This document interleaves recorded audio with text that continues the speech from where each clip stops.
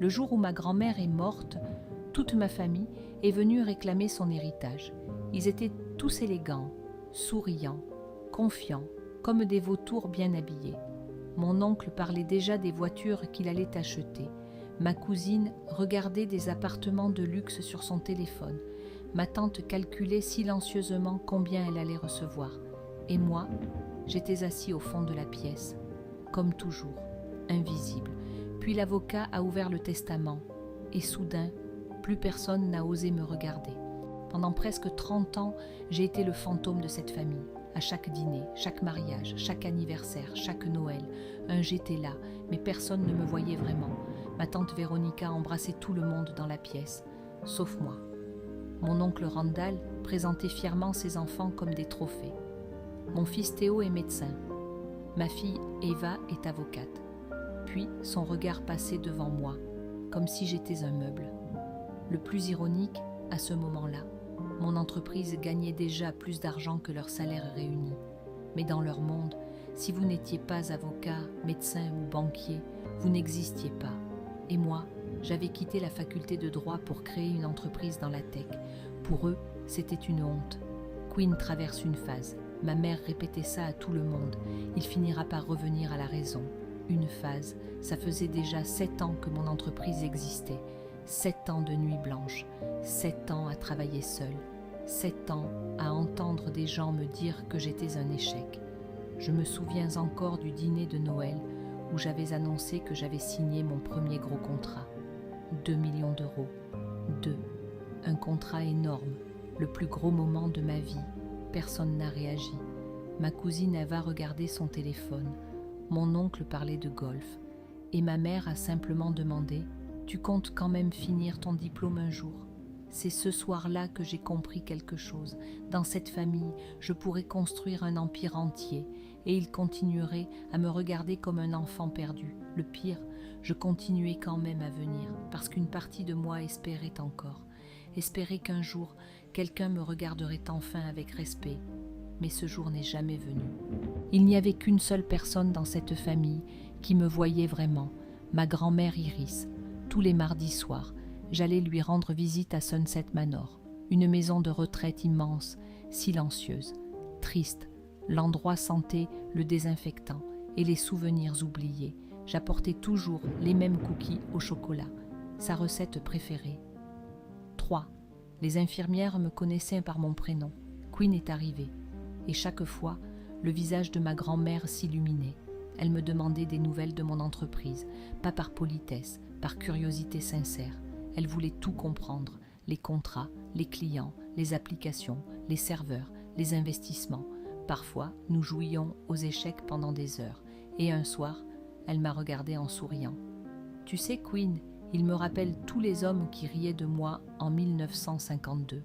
Pourquoi ? Parce qu'ils pensent qu'ils comprennent le succès. Elle a déplacé sa reine, mais ils ne comprennent que le statut. Puis elle m'a regardé droit dans les yeux. Toi, tu construis quelque chose. Ces mots, je ne les oublierai jamais, parce que personne d'autre ne m'avait jamais parlé comme ça. Personne, pendant que le reste de la famille ignorait ses appels. 4, je passais mes soirées avec elle. Je connaissais les histoires de sa jeunesse. Comment elle avait construit l'entreprise familiale avec mon grand-père, comment les banques refusèrent de lui parler parce qu'elle était une femme, comment elle avait tout bâti malgré les humiliations. Elle comprenait exactement ce que je vivais. Et moi, je comprenais sa solitude. Le dernier soir où je l'ai vue, la pluie tombait sur les fenêtres de Sunset Manor. Une pluie lente, presque mélancolique. Elle semblait fatiguée, plus fatiguée que d'habitude. Je lui ai demandé si elle voulait que j'appelle le médecin. Elle a souri. « Non, Quinn. » Puis elle a pris ma main. Je crois simplement que mon voyage se termine. J'ai essayé de plaisanter, de changer de sujet, mais au fond de moi, je savais. Avant de partir, elle m'a demandé quelque chose d'étrange. 5. Quand ils viendront, promets-moi une chose. Quoi ? Ne laisse jamais les gens qui t'ont ignoré décider de ta valeur. Je n'ai pas compris ce qu'elle voulait dire. Pas encore. Le lendemain après-midi, ma mère m'a envoyé un simple message. Grand-mère est décédée ce matin.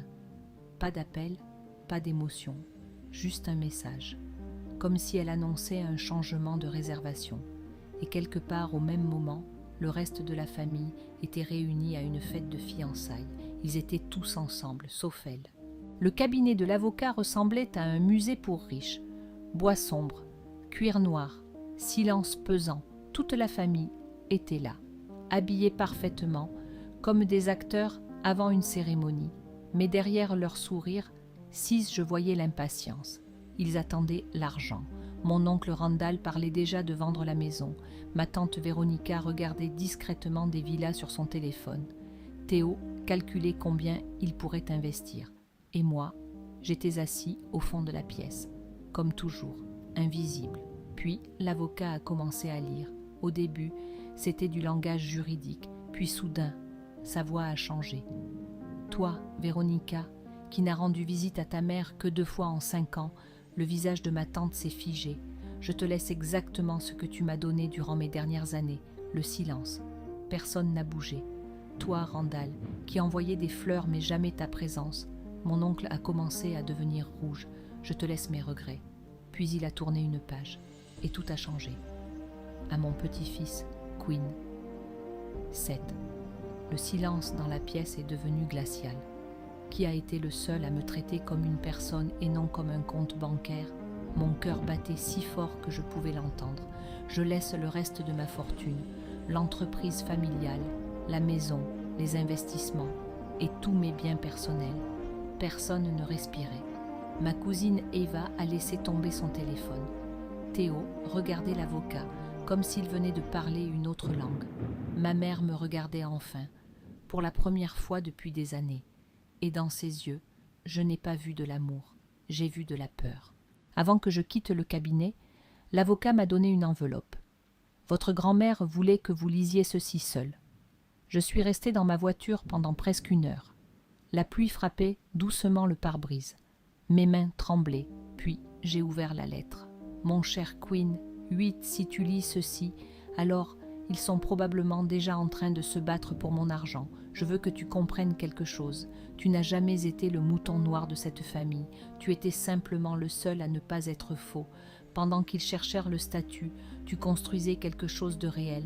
Pendant qu'ils m'oubliaient, tu étais là, tous les mardis, sans jamais attendre quoi que ce soit en retour. Ils vont essayer de revenir maintenant. Ils vont parler de famille, d'amour, de pardon. Mais souviens-toi d'une chose, les gens révèlent leur vraie nature dans les moments où ils pensent ne rien avoir à gagner. Et eux se sont déjà révélés depuis longtemps. Je suis fière de toi, plus que tu ne l'imagines. Grand-mère Iris. J'ai relu cette lettre 3 fois, puis j'ai commencé à pleurer. Pas à cause de l'argent, mais parce que pour la première fois de ma vie, quelqu'un m'avait vraiment compris. Les appels ont commencé immédiatement, des dizaines, 9. Des gens qui ne m'avaient pas parlé depuis des mois. Soudainement, j'étais devenu important. Quinn, il faut dîner ensemble. On devrait célébrer. On est une famille, après tout. Une famille. Le mot me donnait presque envie de rire. Le soir suivant, ma tante Véronica a organisé un dîner. Quand je suis arrivée, tout le monde s'est levé. Tout le monde. Comme si j'étais devenue quelqu'un d'autre en 24 heures.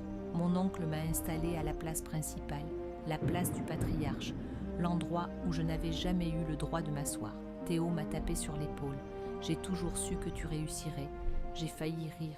C'était le même homme qui avait appelé mon entreprise un hobby ridicule quelques mois plus tôt. Puis les compliments ont commencé. T'es brillant, Quinn. On est tellement fiers de toi. Grand-mère t'adorait. Des phrases vides, fabriquées. 10. Je voyais la peur derrière leur sourire. Puis enfin, la vraie conversation est arrivée. On pensait, commença Randall doucement, qu'il serait peut-être plus sage de gérer cet héritage ensemble. Voilà, le vrai sujet. Il voulait l'argent, encore. Ava a sorti un dossier préparé à l'avance. On pourrait créer un trust familial.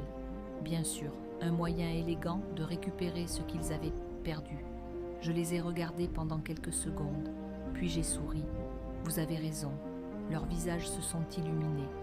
L'argent ne devrait pas diviser une famille.